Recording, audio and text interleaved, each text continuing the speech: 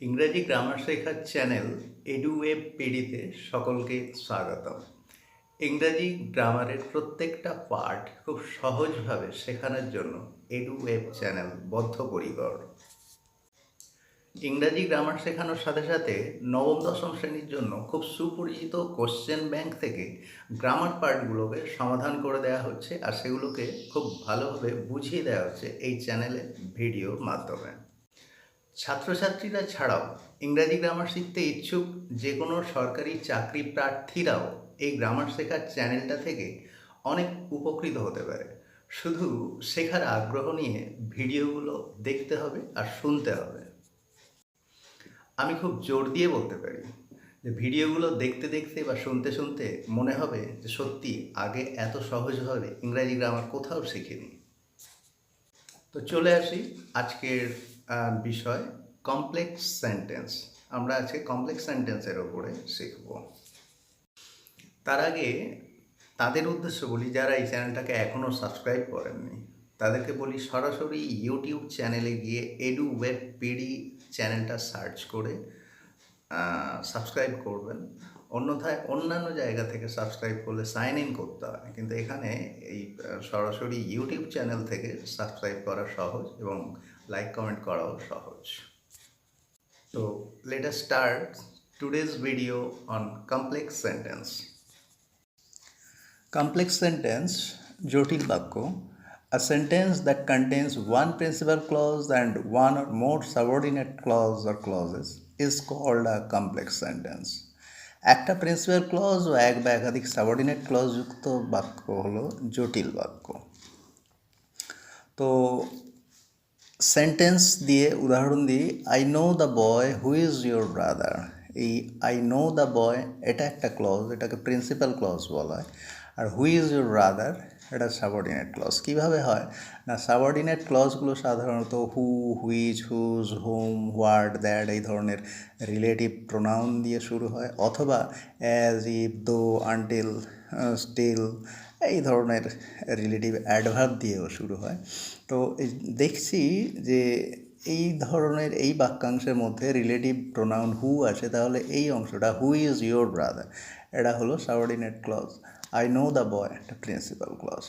He is the man whom you helped, সেই হলো লোকটা যাকে তুমি সাহায্য করেছিলে। তো হুম এখানে রিলেটিভ প্রোনাউন, এই রিলেটিভ প্রোনাউন দিয়ে শুরু এই অংশটা subordinate clause hmm you help. আর he is the man principal clause. As it is raining I shall not go to school, যেহেতু বৃষ্টি হচ্ছে আমি স্কুলে যাব না। তো এখানে দেখা যাচ্ছে অ্যাজ হচ্ছে রিলেটিভ অ্যাডভার্ব, এই রিলেটিভ অ্যাডভার্ব দিয়ে শুরু হয়েছে, এটাও তাহলে সাবঅর্ডিনেট ক্লজ। আর বাকিটা I shall not go to school, আমি স্কুলে যাব না, এটা প্রিন্সিপাল ক্লজ এবং এটা নিজে নিজেই অর্থ প্রকাশ করতে পারছে।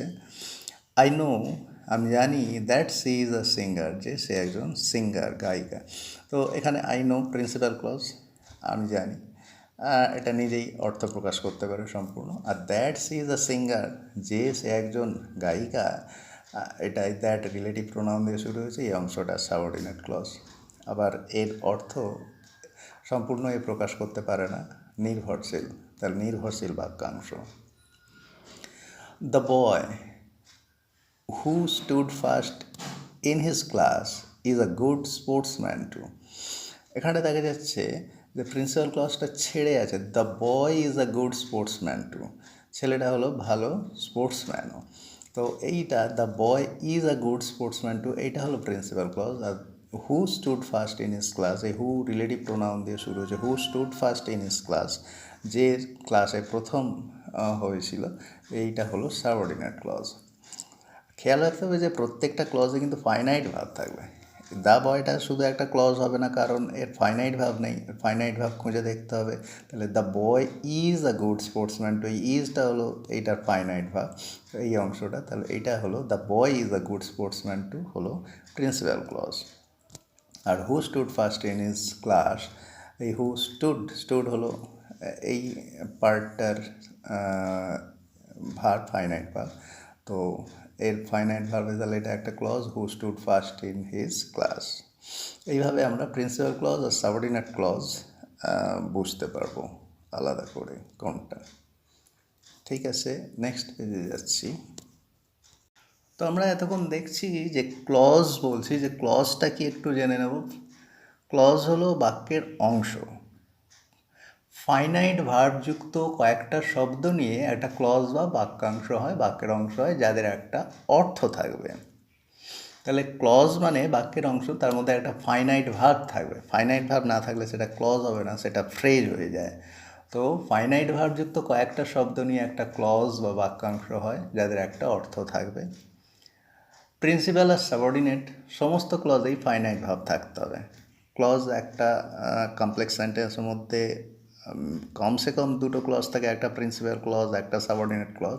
তো প্রিন্সিপাল ক্লজ, সাবঅর্ডিনেট ক্লজ দুটো ক্লজেই ফাইনাইট ভার্ব থাকতেই হবে প্রত্যেকটাতে। প্রিন্সিপাল ক্লজটা কি? যে ক্লজ নিজেই নিজের অর্থ পূর্ণ করতে পারে, অন্যের উপর নির্ভরশীল নয়, স্বাধীন, তাকেই প্রিন্সিপাল ক্লজ বা প্রধান বাক্যাংশ বলে। সাবঅর্ডিনেট ক্লজ কি? যে ক্লজ নিজেই নিজের পূর্ণ অর্থ প্রকাশ করতে পারে না, প্রিন্সিপাল ক্লজের উপর নির্ভর করে, তাকে সাবঅর্ডিনেট ক্লজ বলে। সাহায্যকারী, অন্যের উপর নির্ভর করে, অন্যকে সহযোগিতা করে, একে সাবঅর্ডিনেট ক্লজ বলে।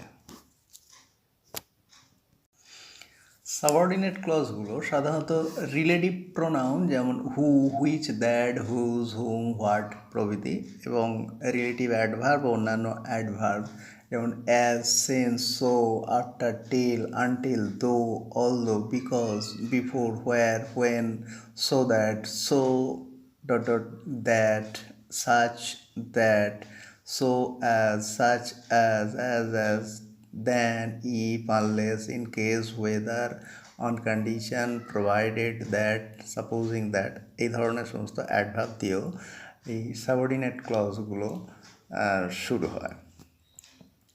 তো সাবঅর্ডিনেট ক্লজ চেনার উপায় আমাদেরকে খেয়াল রাখতে হবে যে সাবঅর্ডিনেট ক্লজগুলো বা ডিপেন্ডেন্ট ক্লজগুলো এই রিলেটিভ প্রোনাউন বা এই অ্যাডভার্বগুলো দিয়ে শুরু হয়। এটা মনে রাখলেই আমরা সাবঅর্ডিনেট ক্লজগুলো খুঁজে বের করতে পারবো। আরেকটা হচ্ছে কোঅর্ডিনেট ক্লজ। সাধারণত প্রিন্সিপাল ক্লজ, সাবঅর্ডিনেট ক্লজ আর কোঅর্ডিনেট ক্লজ। এই কোঅর্ডিনেট ক্লজ মানে সমপদস্থ ক্লজ। যে সকল ক্লজ সমপদস্থ অন্য ক্লজের সঙ্গে কোঅর্ডিনেট কনজাংশন দ্বারা যুক্ত হয় তাদেরকে কোঅর্ডিনেট ক্লজ বলে। এই কোঅর্ডিনেট ক্লজ অবশ্য কম্পাউন্ড সেন্টেন্সের ক্ষেত্রে লাগে, আর সেই জন্য এটা নিয়ে আমরা বেশি এখন আলোচনা করব না। আমাদের এখন মাথায় রাখতে হবে প্রিন্সিপাল ক্লজ এবং সাবঅর্ডিনেট ক্লজ। এবারে আমরা আসবো এই সাবঅর্ডিনেট ক্লজ সাধারণত 3 ভাগে বিভক্ত হয় এইটা দেখাতে। Subordinate clause noun clause, adjective বা রিলেটিভ ক্লজ আর অ্যাডভার্বিয়াল ক্লজ, এই 3 ভাগে বিভক্ত। সাবঅর্ডিনেট ক্লজকে 3 ভাগে ভাগ করা যায়। Noun clause, that does the work of a noun, adjective clause or relative clause that does the work of an adjective, and adverbial clause that does the work of an adverb. তো আমরা সেন্টেন্সে কোনটা noun clause, কোনটা adjective clause, কোনটা adverb clause, এই সমস্ত ক্লজগুলো এই theory দিয়ে খুব একটা খুঁজে বের করতে সহজ হবে না। এই ক্লজগুলোকে আমাদের একটা সিস্টেম আছে, সেই সিস্টেমে খুব সহজভাবে কোনটা নাউন ক্লজ, কোনটা অ্যাডজেক্টিভ ক্লজ, কোনটা অ্যাডভার্বিয়াল ক্লজ খুব সহজেই বের করা যাবে একটা সিস্টেম দিয়ে বুঝিয়ে নিতে পারলে। তো আমরা চলে আসি identification of the type of sub clause. এই সাব ক্লজগুলো বা সাবঅর্ডিনেট ক্লজগুলো আইডেন্টিফিকেশান করব, কোনটা নাউন, কোনটা অ্যাডজেক্টিভ, কোনটা অ্যাডভার্ব বুঝে নেব খুব সহজ উপায়ে। তো এই কয়েকটা সেন্টেন্স দেখি। You know who stood first, তুমি জানো কে প্রথম হয়েছিল। তো এখানে দেখছি এই একটা সেন্টেন্স। একটা you know the singer who stood first, তুমি সেই সিঙ্গারটিকে জানো যে ফার্স্ট হয়েছিল। তো ইউ নো হু, এখানটায় দেখা যাচ্ছে you know who stood first, এখানে প্রিন্সিপাল ক্লজ ইউ নো, আর who stood first subordinate clause. আবার এখানে দেখা যাচ্ছে you know principal clause, you know the singer principal clause আছে, আবার দ্য সিঙ্গারের পর তারপরে হু স্টুড ফার্স্ট এখানটা আছে সাবঅর্ডিনেট ক্লজ। তো এই প্রথম সেন্টেন্স থেকে দ্বিতীয় সেন্টেন্সটাকে একটু কম্পেয়ার করে দেখি তো এখানে রিলেটিভ প্রোনাউন সেকেন্ড সেন্টেন্সে রিলেটিভ প্রোনাউন আছে হু এবং তার আগে একটা আছে এই হু কাকে বোঝাচ্ছে এই রিলেটিভ প্রোনাউনটা যাকে বোঝাচ্ছে এই দ্য সিঙ্গারটাকে বোঝাচ্ছে এই সিঙ্গার কথাটা এখানে দেয়া আছে তার মানে এই রিলেটিভ প্রোনাউনটা যে নাউন বা প্রোনাউনকে বোঝায় সেই নাউন বা প্রোনাউনটা আগে বসে গেছে এটাকে অ্যান্টিসিডেন্ট বলা হয় মানে পূর্বে যে বসে আছে একে অ্যান্টিসিডেন্ট বলা হয় অ্যান্টিসিডেন্টটা একটু দেখে নিই না রিলেটিভ প্রোনাউন বা অ্যাডভার্ব যে নাউন বা প্রোনাউনকে বোঝায় সেই নাউন বা প্রোনাউন যদি রিলেটিভ প্রোনাউন বা রিলেটিভ অ্যাডভার্বের আগে বসে তখন ওই নাউন বা প্রোনাউনকে অ্যান্টিসিডেন্ট বলা হয় তো এই হু বলতে you know the singer who stood first তুমি সিঙ্গারটিকে জানো যে প্রথম হয়েছে তাহলে এই যে হু বলতে যাকে বোঝাচ্ছে সেই সিঙ্গারকে বোঝাচ্ছে সেই কথাটা আগে বসে গেছে তো এই দ্য সিঙ্গারটা অ্যান্টিসিডেন্ট এইবারে খেয়াল রাখতে হবে যেখানে অ্যান্টিসিডেন্ট আছে যে রিলেটিভ প্রোনাউন বা অ্যাডভার্বের অ্যান্টিসিডেন্ট পাবো সেইটাই অ্যাডজেক্টিভ ক্লজ অ্যান্টিসিডেন্টে অ্যাডজেক্টিভ ক্লজ খেয়াল রাখতে হবে যে রিলেটিভ প্রোনাউন বা অ্যাডভার্বে অ্যান্টিসিডেন্ট থাকে সেই রিলেটিভ প্রোনাউনযুক্ত ক্লজটা অ্যাডজেক্টিভ ক্লজ বা রিলেটিভ ক্লজ হবে এটা বারবার মাথায় রাখতে হবে ওপরের সেন্টেন্সটা you know who stood first এখানে হু কাকে বলছে সেটা দেয়া নেই মানে অ্যান্টিসিডেন্ট নেই তাহলে এটা প্লেন নাউন ক্লজ তাহলে you know who stood first noun clause হয়ে গেল আর you know the singer who stood first adjective clause বা রিলেটিভ ক্লজ অ্যাডজেক্টিভ ক্লজের অপর নাম রিলেটিভ ক্লজ তো অ্যাডজেক্টিভ ক্লজ বা রিলেটিভ ক্লজ এইভাবে খুঁজে বের করতে হবে যে অ্যান্টিসিডেন্ট দেখতে হবে যদি অ্যান্টিসিডেন্ট থাকে তো অ্যাডজেক্টিভ ক্লজ বা রিলেটিভ ক্লজ অ্যান্টিসিডেন্ট না থাকলে রিলেটিভ প্রোনাউন দিয়ে শুরু হলে নাউন ক্লজ তো আমরা 3 নম্বর এক্সাম্পল দেখি if you tell the truth you will not be punished এখানে দেখা যাচ্ছে ইফ দিয়ে শুরু ইফটা একটা অ্যাডভার্ব তা if you tell the truth এটা একটা অংশ বাক্যের অংশ এটা একটা ক্লজ বলা যাবে কারণ এখানে অ্যাডভার্ব দিয়ে শুরু হয়েছে আবার ইউ টেল এই টেলটা একটা ফাইনাইট ভার্ব তাহলে ফাইনাইট ভার্বযুক্ত অংশ যদি তুমি সত্যিটা বলো একটা বাক্যের অংশ একটা অর্থ প্রকাশ করছে তাহলে এটা একটা ক্লজ আবার you will not be punished তুমি শাস্তি পাবে না you will not be punished শাস্তি পাবে না এটা একটা ক্লজ তো এখানে দেখা যাচ্ছে you will not be punished এটা তুমি শাস্তি পাবে না এই কথাটা দিয়ে পুরো অর্থ প্রকাশ করা যায় তাহলে এটা প্রিন্সিপাল ক্লজ বাকিটা ওপরেরটা তাহলে সাবঅর্ডিনেট ক্লজ আবার ইফ যেহেতু অ্যাডভার্ব দিয়ে শুরু তাহলে এটা অ্যাডভার্বিয়াল ক্লজ এই সাবঅর্ডিনেট ক্লজটা adverbial subordinate clause next sentence as the weather is fine যেহেতু ওয়েদারটা সুন্দর আবহাওয়াটা সুন্দর we shall have a picnic আমরা একটা পিকনিক করবো তো we shall have a picnic আমরা একটা পিকনিক করবো এটা দিয়ে একটা সম্পূর্ণ অর্থ প্রকাশ হয় তাহলে এটা প্রিন্সিপাল ক্লজ আবার এই ওপরের অংশটা as the weather is fine যেহেতু আবহাওয়াটা সুন্দর অ্যাজটা অ্যাডভার্ব দিয়ে শুরু হয়েছে এবং অ্যাডভার্বিয়াল ক্লজ তাহলে এটা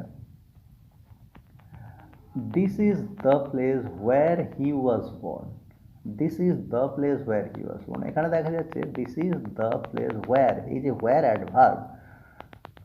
অ্যাডভার্ব অফ প্লেস এটা সেই প্লেস কথাটাই তার আগে বসে গেছে যেখানে এটাই হলো সেই জায়গা যেখানে হি ওয়াজ বর্ন তিনি জন্মেছিলেন তাহলে এই যেখানে কথাটা মানে স্থান বোঝাচ্ছে সেই স্থান কথাটা তার প্লেস আগে বসে গেছে তার মানে এটা অ্যান্টিসিডেন্ট হয়ে যাচ্ছে ওয়্যারের অ্যান্টিসিডেন্ট তো অ্যান্টিসিডেন্ট থাকা মানেই অ্যাডজেক্টিভ ক্লজ এইভাবে আমাদেরকে অ্যাডজেক্টিভ ক্লজ ধরতে হবে তাহলে কটা কথা খেয়াল রাখতে হবে যে অ্যান্টিসিডেন্ট থাকলে অ্যাডজেক্টিভ বা রিলেটিভ ক্লজ আর রিলেটিভ অ্যাডজেক্টিভ বা অ্যাডভার্বের আগে থাকতে পারে সেটা অ্যান্টিসিডেন্ট রিলেটিভ অ্যাডজেক্টিভ বা রিলেটিভ অ্যাডভার্বের আগে থাকতে পারে শুধু অ্যাডভার্ব থাকলে অ্যাডভার্বিয়াল ক্লজ যেমন আমাদের এই ওপরের sentence as the weather is fine as adverb শুধু অ্যাডভার্ব এখানে অ্যান্টিসিডেন্ট নেই কোনো ইফ শুধু অ্যাডভার্ব অ্যান্টিসিডেন্ট নেই কিন্তু এই অ্যাডভার্বের আগে অ্যান্টিসিডেন্ট আছে তো শুধু অ্যাডভার্ব থাকলে তবেই অ্যাডভার্বিয়াল ক্লজ হবে নইলে কিন্তু অ্যাডভার্বের আগে অ্যান্টিসিডেন্ট থাকলে অ্যাডজেক্টিভ ক্লজ হয়ে যাবে আর অ্যান্টিসিডেন্ট অ্যাডভার্ব দুটোই কিচ্ছু নেই কোনো না আছে সেন্টেন্সে অ্যান্টিসিডেন্ট না আছে অ্যাডভার্ব তাহলে সেটা নাউন ক্লজ হয়ে যাবে একদম সহজ উপায় এই তিনটে কথা মাথায় রাখতে হবে যে দেখতে হবে যে অ্যাডজেক্টিভটা অ্যান্টিসিডেন্ট আছে সেন্টেন্সে কি অ্যাডভার্ব আছে, যদি অ্যান্টিসিডেন্ট না থাকে, অ্যাডভার্বও না থাকে, নাউন ক্লজ। অ্যান্টিসিডেন্ট নেই, শুধু অ্যাডভার্ব আছে, তাহলে অ্যাডভার্ব ক্লজ। আর এই দুটো না থাকলে, অ্যান্টিসিডেন্ট অ্যাডভার্ব না থাকলে, তাহলে নাউন ক্লজ হবে। এটা একদম খুব সুন্দরভাবে বোঝার উপায় বের করে ফেলা গেল। প্রিন্সিপাল ক্লজ আর সাবঅর্ডিনেট ক্লজ বোঝার তাহলে খুব ভালো উপায় হবে যে সাবঅর্ডিনেট ক্লজগুলো মনে রাখতে হবে। সাবঅর্ডিনেট ক্লজগুলো রিলেটিভ প্রোনাউন বা রিলেটিভ অ্যাডভার্ব বা অন্যান্য অ্যাডভার্ব দ্বারা শুরু হয়। এখানে যেমন হু রিলেটিভ প্রোনাউন, যেন who, which, whose, whom, that, what, এই ধরনের রিলেটিভ প্রোনাউন দিয়ে শুরু হবে। যেমন I know the boy who is your brother, এই হু ইজ ইউর, হুটা রিলেটিভ প্রোনাউন, তাহলে রিলেটিভ প্রোনাউন দিয়ে শুরু হওয়া অংশটা এটা সাবঅর্ডিনেট ক্লজ। বাকি আই নো দ্য বয় এটা প্রিন্সিপাল ক্লজ। এভাবে আবার বলছি, as it is raining I shall not go to school, এই as it is raining, অ্যাজটা adverb, এই অ্যাজ অ্যাডভার্ব দিয়ে শুরু হয়েছে। অ্যাজ ইট ইজ রেনিং, তাহলে এটা একটা ক্লজ এবং adverbial clause, subordinate adverbial clause. আর I shall not go to school, আমি স্কুলে যাব না, এটা একটা অংশ, এটা হলো প্রিন্সিপাল ক্লজ। তো সাবঅর্ডিনেট ক্লজ দেখা যাচ্ছে এই অ্যাজ অ্যাডভার্ব দিয়ে, তাহলে কখনো অ্যাডভার্ব দিয়ে, কখনো অ্যাডজেক্টিভ দিয়ে, আর প্রোনাউন দিয়ে, অ্যাডভার্ব বা প্রোনাউন দিয়ে শুরু হয় সাবঅর্ডিনেট ক্লজগুলো, খেয়াল রাখতে হবে। এবং আরেকটা কথা মাথায় রাখতে হবে, প্রত্যেকটা ক্লজে কিন্তু ফাইনাইট ভাব থাকে, ফাইনাইট ভাব ছাড়া কোনো ক্লজ হবে না। আমরা এই সেন্টেন্সটাকে দেখি, দ্য বয়, দ্য বয়টাকে একটা ক্লজ করলে হবে না কিন্তু, কারণ এর ফাইনাইট ভাব নেই। নিশ্চয়ই আরও কোথাও আছে। তাহলে the boy who stood first in his class is a good sportsman too, এই হু স্টুড ফার, হুটা রিলেটিভ প্রোনাউন, রিলেটিভ প্রোনাউন দিয়ে শুরু হয়েছে, who stood first in his class, এখানটায় হু স্টুড ভার্বও আছে, তাহলে who stood first in his class এটা একটা অংশ মানে করতে পারছে, তাহলে এটা সাবঅর্ডিনেট ক্লজ। আর প্রিন্সিপাল ক্লজ, তাহলে বাকিটা the boy is a good sportsman too, ইজটা verb এইখান দ্য বয়ের, তো the boy is a good sportsman too এটা প্রিন্সিপাল ক্লজ। এইভাবে আমরা প্রিন্সিপাল ক্লজ আর সাবঅর্ডিনেট ক্লজ ধরতে পারবো। অনেক সময় আমরা দেখি রিলেটিভ প্রোনাউন ছাড়া অ্যাডজেক্টিভ ক্লজ হয়। একটু আগে আমরা জানলাম যে রিলেটিভ প্রোনাউন থাকলেই অ্যাডজেক্টিভ ক্লজ হবে, কিন্তু রিলেটিভ প্রোনাউন না থেকেও সেন্টেন্সে অ্যাডজেক্টিভ ক্লজ হয়। তো যদি সেন্টেন্সের অবজেক্টিভ কেস হয়, অর্থাৎ অ্যান্টিসিডেন্টটা অবজেক্ট হয়ে যায়, he wrote the story which you saw, এই he wrote the story, which relative pronoun, এর অ্যান্টিসিডেন্ট হচ্ছে দ্য স্টোরি, এটা কিন্তু অবজেক্ট হয়ে যাচ্ছে, তাই এক্ষেত্রে হুইচ লাগবে না। He wrote the story you saw, সেন্টেন্সটা পুরো রিলেটিভ প্রোনাউন দিয়েই বোঝাবে এবং কমপ্লেক্স সেন্টেন্স বোঝাবে। That is the dog I have been keeping for 10 years, এই যে দ্য ডগ, দ্যাট হুইচ মানে ডগকে রিলেটিভ প্রোনাউন দ্যাট বা হুইচ এটা দিয়ে বোঝানো হবে, কিন্তু এই যে দ্য ডগ এটা হচ্ছে অবজেক্ট, তো সেক্ষেত্রেও এই দ্যাট বা হুইচ লাগবে না বসাতে, শুধু that is the dog I have been keeping for 10 years, that means that is the dog that I have been keeping for 10 years. Next example, this laptop which you bought me is very useful, whichটা লাগবে না এখানে, কারণ this laptop you bought me, তার মানে you bought me this laptop এখানে object হয়ে যাচ্ছে, সেই জন্য এখানটায় আর which বসাতে লাগে না। this laptop you bought me is very useful. তো এইভাবে দেখছি সেন্টেন্সের অবজেক্ট যদি থাকে, অবজেক্টিভ কেস যদি অ্যান্টিসিডেন্ট হয়, অর্থাৎ অ্যান্টিসিডেন্টটা যদি অবজেক্ট হয়ে যায় সেন্টেন্সের, তখন আর ওই রিলেটিভ প্রোনাউন বসানোর দরকার হয় না। অনেক সময় আমরা দেখি কমপ্লেক্স সেন্টেন্সে অ্যাড কমা দিয়ে সেন্টেন্সের মধ্যে কমা থাকে, তো এটাকে আমরা এই defining and non defining relative ক্লজের মধ্যে দেখতে পাই। তো ডিফাইনিং রিলেটিভ ক্লজ একটা নাউন ফ্রেজের পরে বসে তার অর্থকে নিয়ন্ত্রণ করে। আমরা এই সেন্টেন্সটা থেকে দেখলে বোঝা যাব, all those letters which will be written must be hidden. এখানে এই all those letters must be hidden এটা কিন্তু প্রিন্সিপাল ক্লজ, আর হুইচ উইল বি রিটেন এটা হচ্ছে সাবঅর্ডিনেট ক্লজ। এই সাবঅর্ডিনেটের এটা রিলেটিভ ক্লজ বা অ্যাডজেক্টিভ ক্লজ। এই ক্লজটা, এই হুইচ উইল বি রিটেন এই রিলেটিভ ক্লজটা অল দোজ লেটার্স এই ফ্রেজটাকে নিয়ন্ত্রণ করছে, এই ফ্রেজটা। সুতরাং একে ডিফাইনিং রিলেটিভ ক্লজ বলা হবে। এই ক্লজটা, এই রিলেটিভ ক্লজটাকে ডিফাইনিং রিলেটিভ ক্লজ বলা হবে। আর নন ডিফাইনিং রিলেটিভ ক্লজটা একটা নাউন ফ্রেজের সম্পর্কে অতিরিক্ত তথ্য দেয়। এই যে কোনো নাউন ফ্রেজ, যে নাউন ফ্রেজটাকে বোঝায় তার সম্পর্কে অতিরিক্ত তথ্য দেয়। আর নন ডিফাইনিং রিলেটিভ ক্লজটাকে কমা চিহ্ন দিয়ে বাক্য থেকে আলাদা করে দেওয়া হয়। এই সেন্টেন্সটা দেখি আমরা। The game which is played in the field is called outdoor game. এই which is played in the field এটা হচ্ছে সাবঅর্ডিনেট ক্লজ। এই সাবঅর্ডিনেট ক্লজ কাকে বোঝাচ্ছে না, দ্য গেমটাকে বোঝাচ্ছে, এবং তার সম্বন্ধে আরও অতিরিক্ত তথ্য দিচ্ছে এখানটায়। তাহলে which is played in the field এই রিলেটিভ ক্লজটা এই দ্য গেম এইটাকে, এই ফ্রেজটাকে তথ্য দিচ্ছে ফ্রেজটা সম্পর্কে, আর আরও তথ্য দিচ্ছে না এটাকে আউটডোর গেম বলা হয়। এইভাবে কমা দিয়ে আলাদা করে দেওয়া হয়েছে। The game comma which is played in the field comma is called outdoor game. তো দেখা যাচ্ছে ডিফাইনিং ক্লজ, ডিফাইনিং রিলেটিভ ক্লজে কমা নেই, কিন্তু নন ডিফাইনিং রিলেটিভ ক্লজে কমা দেওয়া আসে। এই কারণে একটু খেয়াল রাখতে হবে যে কোথায় কমা বসে আলাদা করে দেওয়া হয় সেন্টেন্সগুলোকে, সেন্টেন্সের পার্টগুলোকে। এইবারে আমরা সেন্টেন্সে অনেক সময় মাঝখানটায় কমা দিয়ে একটা অতিরিক্ত তথ্য দিতে দেখি। তো এই ধরনের অতিরিক্ত তথ্য প্যারেন্থেটিক এক্সপ্রেশন বলা হয়। তো দেখে নিন, when a part of sentence is used separately, not to be treated as principal or subordinate clauses, it is called parenthetic clause. They are marked off with commas. তো বাক্য মধ্যে অন্তর্ভুক্ত কিন্তু ব্যাকরণগতভাবে সম্পর্কহীন শব্দ বা অংশ, এরা না কোনো প্রিন্সিপাল ক্লজ না কোনো সাবঅর্ডিনেট ক্লজ হয়, কমা চিহ্ন দিয়ে এদেরকে বোঝানো হয়। তো সেন্টেন্সটা দিস ইজ দ্য ফ্যাক্ট, এই ধরনের example, this is the fact which I think is true. কারণটা দেখা যাচ্ছে this is the fact which is true এটা দিলে হয়ে যেত, সেন্টেন্সটার পুরো মিনিংটাই কমপ্লিট হতো। This is the fact which is true, যে এইটাই হলো সেই ঘটনা যেটা সত্যি। সেই সঙ্গে এখানে কমা দিয়ে আই থিঙ্ক, এই আই থিঙ্ক আমার মনে হয়, আমি মনে করি, এটাকে প্যারেন্থেটিক ক্লজ বলা হলো, হচ্ছে প্যারেন্থেটিক, এটা এক্সট্রা দিয়ে দেওয়া হয়েছে।